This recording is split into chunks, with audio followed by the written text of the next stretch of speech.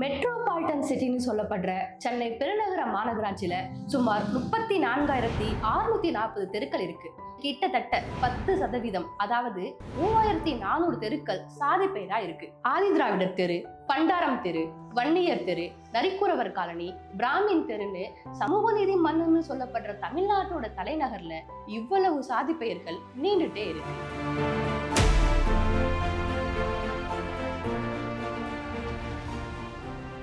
சரி வாங்க, முதல்ல சாதி பெயர் தெரு பெயரா வைக்கிற வழக்கம் எப்படி உருவாச்சுன்னு பார்ப்போம். இதுக்கு 3 முக்கிய காரணங்களை முன்வைக்கிறாரு வரலாற்று ஆசிரியர் வெங்கடேஷ் ராமகிருஷ்ணன். சென்னை முதல்ல ஒரு ஃபிஷர்மேன் கிராமம், ஒண்ணுமே கிடையாது, மண்ணு கடல் மேல வானம். இங்க வெள்ளைக்காரன் ஒரு ட்ரேடிங் போஸ்ட் ஆரம்பிக்கிறான். அவனுக்கு ஹெல்ப் பண்றதுக்கு, இந்த கோட்டையை கட்டுறதுக்கு, துணி நெய்யறதுக்கு, அதை மற்ற ப்ராசஸ் எல்லாம் பண்றதுக்காக எல்லா ஜாதிகளும் வந்தாங்க. உள்ள வந்த உடனே ஒரு குரூப் பண்ணிக்கிட்டாங்க. 1639 மெட்ராஸ் இஸ் ஃபவுண்டட். அப்பதான் ஃபவுண்டேஷன் செட் ஆகி உள்ள வராங்க. 1652 முதல் ஜாதி கலவரம். வெள்ளைக்காரனுக்கு புரியவே இல்லை, ஜாதினா என்ன, ஏன் இப்படி அடிச்சுக்கிறாங்க எல்லாரும். இந்த ஒரு டிஃபரன்ஸ் மட்டும் நீங்க பார்க்கணும். மற்ற ஊர்ல உயர் ஜாதி கீழ் ஜாதி அடிச்சுக்குவானுங்க. இங்க மொத்த டவுன் 2 பார்ட்டா பிரிஞ்சிருச்சு. Left hand caste, right hand caste, இடங்கை வலங்கைன்னு 2ஆ பிரிஞ்சிருச்சு. இதுல டாப் கேஸ்ட் கீழே வரைக்கும் இருப்பாங்க, இதுலயும் டாப் கேஸ்ட் கீழே வரைக்கும் இருப்பாங்க, வேற வேற ஜாதி. இவன் தெருக்குள்ள அவன் போனா, ஒரு போனத்தை எடுத்துட்டு போனாலோ, ஒரு கல்யாண ஊர்வலம் போனாலோ அடிதடி நடக்கும். காதை வெட்டுவானு, மூக்கை வெட்டுவானு, கொலை பண்ணுவானு, கற்பழிப்பு நடக்கும், எல்லாமே நடக்கும். மெட்ராஸ்ல ஜாதிங்கிறது ரொம்ப ரொம்ப முக்கியம். ஆனா எல்லா தெருக்களும் பாத்தீங்கன்னா, யார் இந்த மர்ச்சன்ட்ஸா இருந்தாங்களோ, யார் வெள்ளைக்காரனோட தொடர்புல இருந்தாங்களோ, துபாஷ் மர்ச்சன்ட், அவங்க ரொம்ப முக்கியமான ஆள். துபாஷ்னா தோ பாஷ், 2 பாஷை பேசுறவங்க. வெள்ளைக்காரன் ரொம்ப க்ளோஸா நம்ம பேர்ல தான் எல்லா ரோடும் இருக்கு. மற்றவங்க பேர்லாம் ரோடே கிடையாது. ஸோ லிங்கி செட்டி, தம்பு செட்டின்னு இருக்கும், தேவராஜ முதலின்னு இருக்கும். அன்னைக்கு இருக்கிறதுல ஹையர் கேஸ்ட் மட்டும்தான் ரோட்ஸ்ல ரெப்ரசென்ட் ஆச்சு. டி நகர் ஆரம்பிக்கிறாங்க ஜஸ்டிஸ் பார்ட்டி 1921. டி நகர் பெரிய ஏரி. It was called long tank, it was called Mylapore tank. மெட்ராஸோட வெஸ்ட்ல ரொம்ப அடர்த்தியா போச்சு பிளாக் டவுன் சொல்லிட்டு அதை சரி பண்ணுறது லேக்க மூடுறாங்க. ஒரு 4-5 இதில் மூடுறாங்க. ஃபர்ஸ்ட் மூடுறது டி நகர் மூடுறாங்க.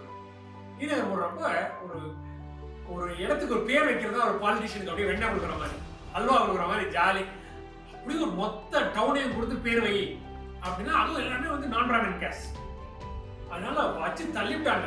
ரோடோட செட்டி பேர் இருக்கும். மெட்ராஸ் நிறைய கிராமங்களை அப்படியே ஃபாலோ பண்ணுச்சு. மயிலாப்பூர், ட்ரிப்ளிகேன் கிராமங்கள்ல எப்படி பேர் வச்சிருந்தாங்க ரோடுக்கு, அது இன்வேரியபிளி கேஸ்ட் பேர் தான் இருக்கும். அகரஹாரம், செட்டி தெரு, வன்னியர் தெரு, இந்த பேர்கள்லாம் இருக்கு. முன்னால பேர் இருக்கு. அவங்களும் ஒரு குரூப்ல இருந்தாங்க, சொந்தக்காரங்க பங்காளி எல்லாம் ஒரு குரூப்ல இருந்தாங்க. ஸோ அந்த மாதிரி ரோட்ஸ் நிறைய மெட்ராஸ்குள்ள வந்துச்சு. ஸோ ஆரம்பத்துல பிளாக் டவுன்ல இருந்து வந்துச்சு, நம்ம ஆரம்பிச்ச நகரத்துல வந்துச்சு, நம்ம டேக் ஓவர் பண்ண கிராமத்துல இருந்து வந்துச்சு. 1978ஆம் ஆண்டு செப்டம்பர் மாதம் 18ஆம் தேதி அப்போ முதலமைச்சராக இருந்த எம்ஜி ராமச்சந்திரன் தமிழ்நாட்டில் சாலைகள் மற்றும் தெருக்களின் பெயர்களில் இடம்பெற்றிருக்கிற சாதி பெயர்கள் நீக்கப்படும் அப்படிங்கிற வரலாற்று சிறப்புமிக்க ஒரு அறிவிப்பினை வெளியிட்டிருந்தாரு. ஆனா அது வெறும் பெயர் அளவுல மட்டும்தான் இருந்துச்சு. நான் இப்போ இந்த கூகுள் மேப் காட்டுற ஜிப்சி ஸ்ட்ரீட்டுக்கு போயிட்டு இருக்கேன்.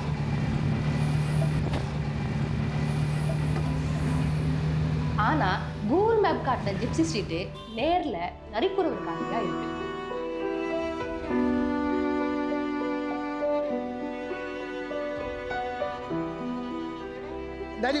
நரிக்குறவர் காலனி சொன்னா அது அந்த காலத்துல இருந்தே நரிக்குறவர் காலனி. எப்படி இப்போ புதுசா மாறணும்? இவர் மனோகரன். வார்டு 170 மண்டலம் 13 இருக்கிற நரிக்குறவர் காலனியில சுமார் 50 வருஷத்துக்கு மேல வசிச்சுட்டு வராரு. பெசன்ட் நகர் கடற்கரையில ஊசிமணி விற்பனை செய்யும் தொழிலை செய்யற இவங்க தங்களுடைய தெரு பெயர் சாதி பெயரா இருக்கிறது வேதனையா இருக்குன்னு சொல்றாங்க. இப்போ நரி ஆட்சி வர சொல்ல தின்னதுப்பா நரி, ஐயோ நரிக்காரன், குருவிக்காரன், குருவி ஆட்சி வந்தா குருவிக்காரன், அப்படி வச்சு வச்சு வச்சு அந்த பேர் வந்துச்சு. இப்போ நம்ம ஏரியாவில் சொல்லி நாயக்கர், மொயிலர், ஆயிரு அப்படி சொல்லி அந்த மாதிரி வச்சுட்டாங்க. அதனால நம்ம புதுசா டிப்சி காலனி பார்த்தா அந்த போர்ட்ல டிப்சி காலனி போடல, நரிக்குறவர் காலனி போட்டாங்க.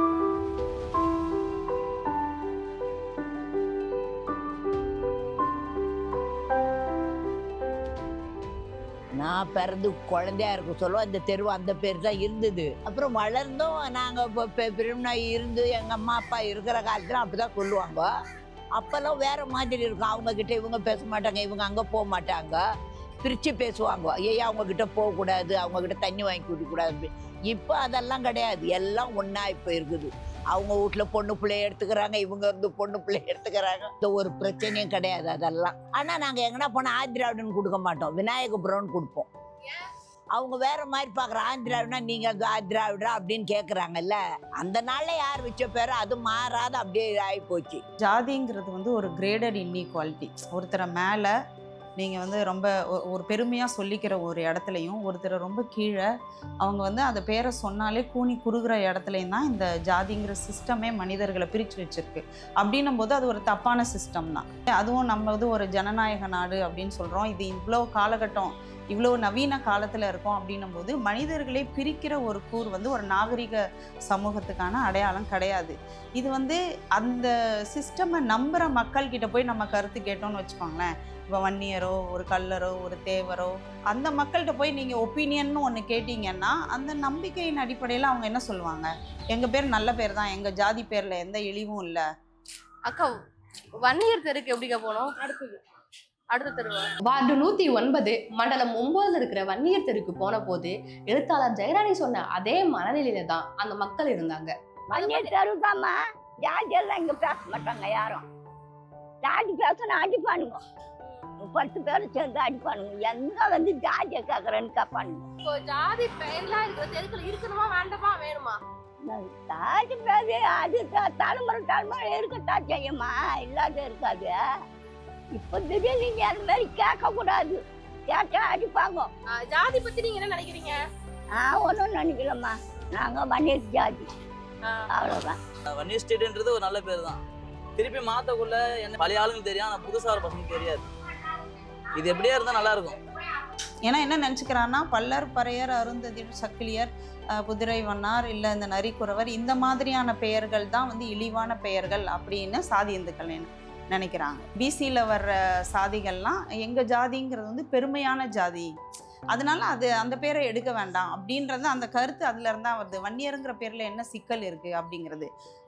வன்னியரா இருக்கிறதுனால இன்னொருத்தர் பல்லராவோ பறையராவோ அருந்ததியராவோ ஆக்கப்படுறாங்க அப்படிங்கிறது தான் உனக்கு பிரச்சனை. இந்த தெரு பேர் வந்து தெலுங்கு பிராமின் தெரு, இதுக்கு பக்கத்துல பிராமின் தெரு. இன்னுமா பிரதர் இன்னும் தெரு பேர்லாம் இருக்குது. தென் மாவட்டங்கள்ல இருந்து வரக்கூடியவங்க வந்து ஒரு சிலர் கேட்கும்போது அதான் கேட்பாங்க. எங்களுடைய சொந்த மாவட்டம் பார்த்தீங்க அப்படின்னா விருதுநகர். விருதுநகர்ல இப்போ ஒரு எலெக்ஷன்ல ஒரு கிராமமே வந்து அவங்களுடைய தேர்தலை புறக்கணிச்சிருக்காங்க. காரணம் வந்து அவங்க கிராமத்தை வந்து ஜாதி பெயரை சொல்லி இருக்கிற காரணத்தினால. இதை வந்து கடந்த ஆட்சியில திமுக இந்த விதங்கள் இருந்ததாலே திமுகவாலே பண்ண முடியல. இவர் ஜாஃபர் சாதிக் வேளச்சேரியில் இருக்கிற பிராமின் ஸ்ட்ரீட்ல சுமார் 30 வருஷத்துக்கு மேல வசிச்சுட்டு வராரு. தெரு பெயர்களுக்கு சாதி பெயர் இருக்கிறது சாதியை ஊக்குவிக்கிறதுக்கு சமம்னு சொல்றாரு. அதாவது பலவிதமான காஸ்ட் இதுல இருக்காங்க. அதை ஒருத்தரை மட்டும் ஃபோக்கஸ் பண்றதுங்கிற அந்த கான்செப்டை விட அந்த தெருவுக்கு அந்த காஸ்ட் பேரை வைக்கிறது ஒரு பெரிய வேல்யூபிள் ரீசனா இருந்தாலும் அதை வைக்கக்கூடாது. அதுதான் என்னுடைய ஒப்பீனியன். இங்க பாத்தீங்கன்னா முத்தியால் செட்டி தெரு, முத்தியால் நாயக்கன் தெரு அது இருந்தது. இப்போ வந்து அப்புறம் முத்தியால் முதல் தெரு, முத்தியால் 2வது தெரு வச்சாங்க. ஜனங்களுக்கு கன்ஃபியூஷன் ஆயிடுச்சு. இப்போ மறுபடியும் முத்தியால் செட்டி தெரு, முத்தியால் நாயக்கன் தெரு வைக்கிறாங்க. டெனன்ட் இருந்தா நோ ப்ராப்ளம், ஹவுஸ் ஓனர்ஸ் பண்ண மாத்தலாம், அவங்க எல்லாத்தையும் மாற்றி வரணுமே. இப்படி சென்னையில பல சாதி பெயர்கள் இருந்தாலும் சென்னை மாநகராட்சி செய்த எழுத்து பிழையால எக்ஸ்ட்ராவா ஒரு சாதி பெயர் ஆட் ஆகியிருக்கு. அது வேளச்சேரி தண்டீஸ்வரம் பேருந்து நிலையத்துக்கு பின்னாடி இருக்கிற நாடார் தெரு.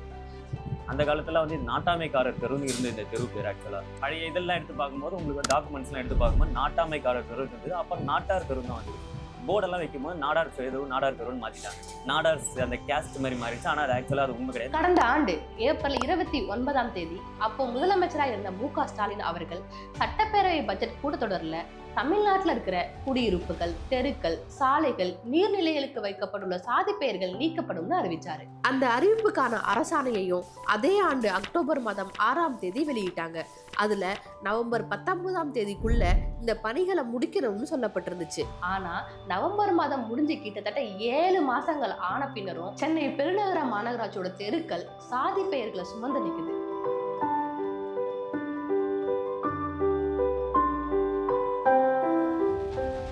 தமிழ்நாடு அரசு வெளியிட்ட வழிகாட்டு நெறிமுறைகள்ல சில குறைகள் இருப்பதை சுட்டிக்காட்டின தீண்டாமை ஒழிப்பு முன்னணியின் மாநில செயலாளர் வேணி மாற்று பெயராக வைக்கக்கூடிய லிஸ்ட்ல அண்ணல் அம்பேத்கர், சிங்காரவேலர் போன்ற தலைவர்களின் பெயர்கள் இல்லாமல் இருப்பதையும் விமர்சனம் செஞ்சிருந்தாங்க.